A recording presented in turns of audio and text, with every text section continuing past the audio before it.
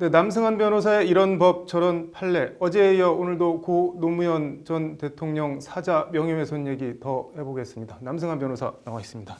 남 변호사님, 어제 정진석 의원이랑 조현오 전 서울청장 얘기를 했는데 이거 말고도 고 노무현 전 대통령에 대한 사자 명예훼손 뭐 판례 같은 게 더 있나요? 네, 있습니다. 네. 뭐 지금 재판받고 있는 사례도 하나 있고 그거 네. 이외에도 그 국립대학 교수가 예.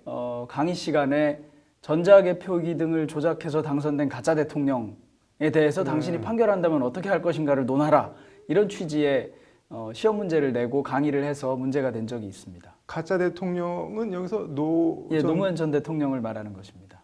이 교수라는 사람 판결이 어떻게 나왔나요? 그래서 당연히 이제 사자 명예훼손으로 노무현 대통령의 유족 네. 아들인 노건호 씨가 고소를 했습니다. 네. 1심에서 징역 6개월에 집행유예 1년이 선고됐습니다. 네. 조현오 전 청장 같은 경우는 실형이 선고됐는데 이 교수는 실형은 안 나왔네요. 뭐 어떤 차이가 있는 건가요? 글쎄요, 뭐 조금 조현오 전 청장이 얘기한 것보다는 좀 뭐 정도가 약하다, 이렇게 본 것도 같고요. 네. 그다음에 법적인 지위가 조현오 전 청장의 경우에는 비자금이나 계좌 같은 것을 조사할 수도 있는 지위에 있는 사람이라서 네. 허위 사실을 유포할 때 허위성에 대한 고의가 더 심각하지 않을까, 네. 이렇게 본 것 같고요. 네. 부산대 교수의 경우에는 그런 것까지 알 수 있는 지위에 있지는 않거든요. 네. 그런 점이 좀 고려된 것 같은데 네. 그래도 허위 사실이라는 것이 분명해서 역시 처벌받은 경우에 해당합니다. 네.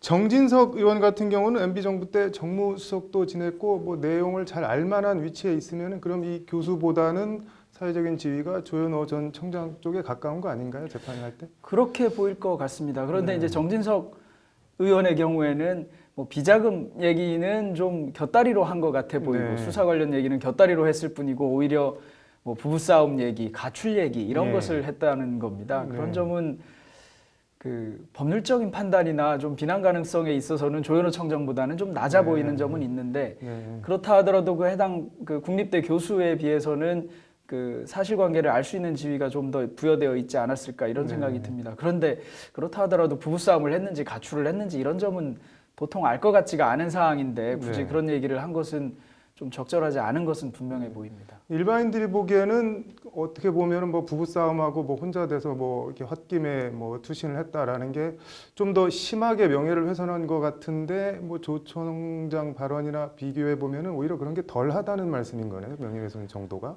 네, 이 지금 정진석 의원의 경우에는 앞에 네. 부분에 포인트가 있다면 경찰 조사 등을 얘기를 하고 있는 건데요. 근데 네. 뭐 우리가 당장 느끼기에는 그 경찰 조사가 와닿는 것이 아니라 부부싸움, 가출, 혼자 있다가 이 부분이 와닿거든요. 네. 그러니까 상당히 그 기분 나쁘게는 더 들립니다. 그런데 네. 조현오 청장의 경우에는 비자금 얘기를 한다든가 뭐 매우 구체적인 좀 그 흔히 시중에 떠돌아다니는 얘기 중에 대통령으로서는 절대 있어서는 안 될 만한 얘기를 더 구체적으로 했다는 점, 네. 이것 때문에 저는 조현오 전 청장이 조금 더 무거운 것이 아닌가, 네. 이렇게 생각합니다.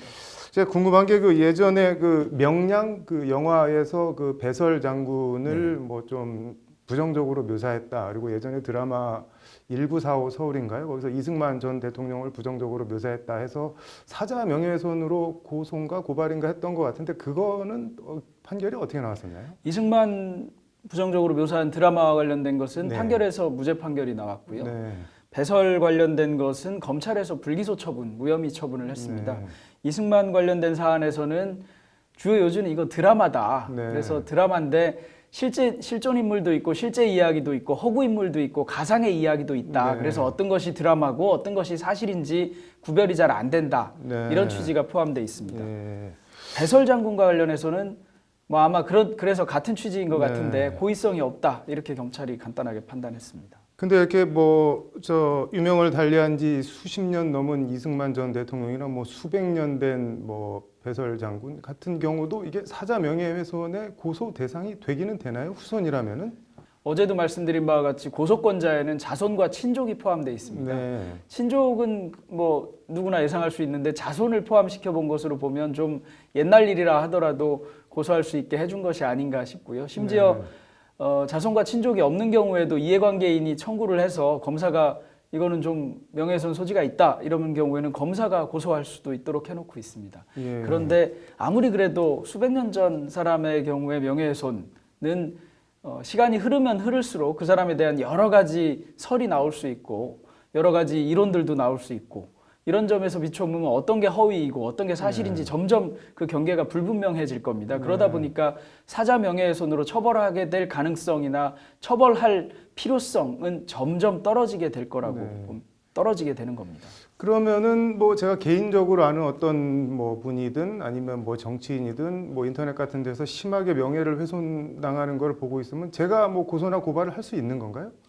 원칙적으로는 고발은 할 수 있겠지만 네. 고소는 할 수 없습니다. 고소는 피해자가 할 수 있는 것이고 명예훼손은 반의사불벌죄에 해당하기 때문에 예. 피해자의 의사가 중요합니다. 네. 그러니까 피해자가 고소를 할 수 있고 고발은 할 수 있지만 고발을 하면 수사기관으로서는 피해자의 의사를 물어봐야 됩니다. 당신 네. 저 사람이 가해 행위를 하고 있는데 처벌할 의사가 있습니까? 네. 그래서 처벌할 의사가 있다고 하면 수사는 진행됩니다. 아, 네. 그러면은 뭐 상관없는 사람이 고발을 하더라도 수사로 이어질 수는 있기는 있네요. 네, 있습니다. 예.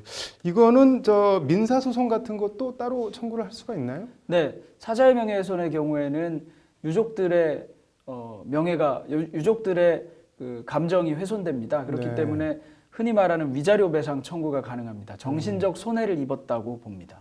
실제로 뭐 그런 사례가 있나요? 네, 우리 아까 말씀드렸던 그 국립대 교수 사례의 경우에서 네. 노건호 씨가 해당 교수를 상대로 1억 원의 위자료 배상을 구하는 네. 소송을 부산지방법원에 제기했습니다. 네. 1심 법원에서 2,500만 원 지급하라고 판결한 바가 있습니다. 네.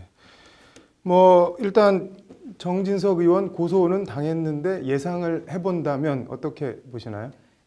이렇게 예상하는 게 좀 우스울지 모르겠는데 네. 예전 검찰 같으면 기소를 안 했을 것 같습니다. 그런데 네. 법리적으로는 지금 기소해도 무방한 정도에 해당한다고 보이거든요. 네. 그런데 현재 검찰로서는 어떻게 할지 저는 좀 사실은 한번 기소를 하고 그리고 법원에서 이에 대해서 좀 판단을 받아보는 그런 절차가 있었으면 좋겠고 네. 충분히 기소할 만하지 않을까 개인적으로는 그렇게 생각합니다. 네. 뭐 꼭 뭐 형사처벌이나 손해배상이 아니더라도 뭐 살아있는 분이든 돌아가신 분은 더 말할 것도 없고 좀 예의나 배려를 갖췄으면 하는 생각이네요. 잘 들었습니다.